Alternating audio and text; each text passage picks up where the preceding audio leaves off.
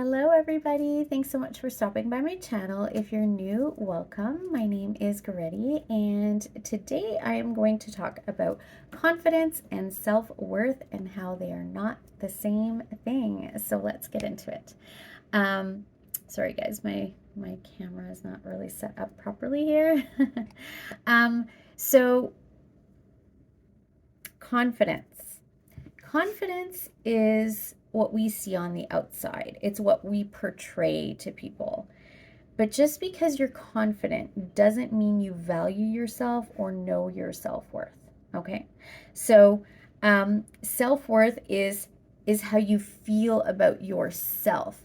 Confidence is how you feel about your ability. Okay? Sorry, I'm going to try to fix this. It's bothering me. So if you are confident in your ability, right, you'll come across as somebody who's really confident and self-assured, right? That's really great when it comes to, work environments, being social, that kind of thing. But, you can be really confident, let's say, in your ability, in your job, in your career, but not feel self-worth. You don't feel valued or worthy, and maybe you're in a really bad, negative, or toxic relationship at home, right? That's just one example. There's many.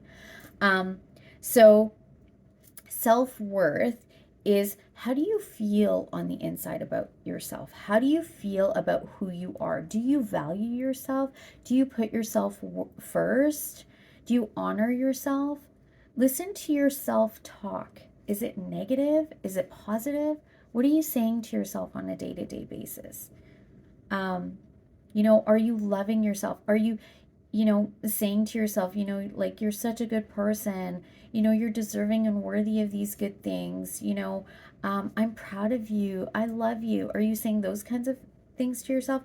Or do you have that negative self-talk tape playing in the back of your mind that's saying things like, oh, you're ugly, you're no good, you can't do this, you're not good enough, you're not worthy of that, you don't deserve that, right?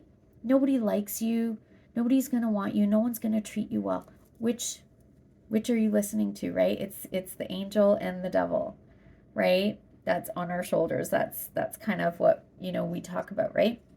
So what are you saying to yourself, right? That's actually a really big clue as to how you feel about yourself and if you have positive self-worth. Okay, if you have self-worth at all. So we can be really confident, right? You can be really confident as a person when you're in a social environment and yet not feel that or not have self-worth and not feel worthy inside. So where does self-worth come from? So first, it comes from our childhood. Those first 6 to 10 years, this is why I go through, if you want to work with me, I do the first session with what's called a genogram. We go and we look at your whole childhood history, and this is where you get all these answers on, what were you, I call it programming. What were you programmed with in your childhood? Because guess what? That programming from the first 6 to 10 years, that determines who you are as an adult. Okay?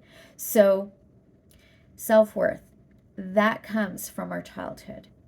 What were the messages that we got? What did you get programmed with? What did what were you taught to believe about yourself, about others, about family, about work, about money, about friendships, about relationships, about everything, about the world, right? What were you programmed with? This is where we get our self-worth. So we get the self-worth, it comes from our parents, right? I know it's cliche, it's going back to that. I'm going to give a little tidbit. Our self-worth actually doesn't come from, what we think it comes from. So we get self-worth in childhood from our emotional security, our emotional stability, and that gets created. Most people get this wrong. I got it wrong too until I learned it in school. We get our emotional security from dad, not mom.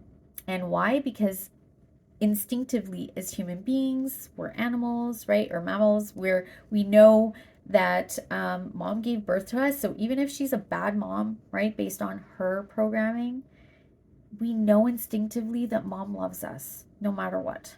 On a deep level, mom loves us no matter what. But dad, instinctively we know dad can spread his seed anywhere.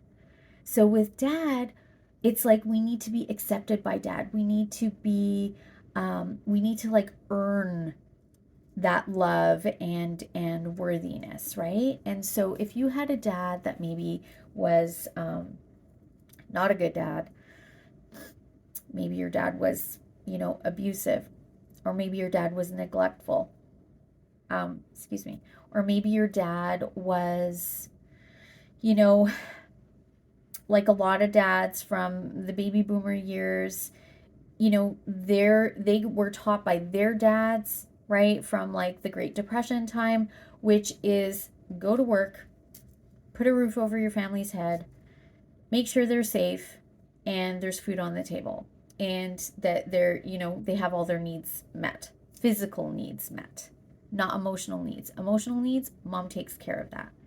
Well, unfortunately, that created that like emotional neglect. So dad thought he did the best he could with what he had. He really did. This isn't about blame.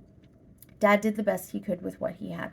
But unfortunately, that created this like emotional neglect, right? Like you didn't connect on that level. And so lots of times kids, that have been through that, or if you had a dad that was outright, not good or mean to you or whatever, that creates this emotional insecurity. You never get solid and stable within yourself. This is where we get perfectionism, right? Because kids start to try to be the best at everything because they feel like if I'm the best, then my dad's gonna love me, right? You're always trying to earn that and get that love. This is where we also get people that are giving away their power to others and allowing others to take advantage of them and abuse them. Why? Because they're neglecting themselves, trying to get from outside to fill that void, right? So here's the thing. Self-worth, unfortunately, once you pass around the teenage years, dad can't do it for you anymore. That ship has sailed. So if you did not get that proper programming in the first 6 to 10 years by your dad, to develop that emotional security, that self-worth piece, guess what? Now in adulthood, you're going to have to do it for yourself. And how do you do that? Many different ways. One of them definitely is looking at the self-love aspect. The other one is the spirituality. I did some videos on these. Go check them out. I explain a little more in depth there. And so this is why you can have a person with self-worth, good self-worth, whether you got it from childhood or you worked on yourself later on. If you have really good self-worth, self-esteem, you feel good about yourself, you might have that and not have confidence, right? You might not be confident in your ability, but you'll feel good about yourself. So we can have either or, but what's really nice is when we can both have confidence and the self-worth and self-esteem. And when we have that self-worth, guess what?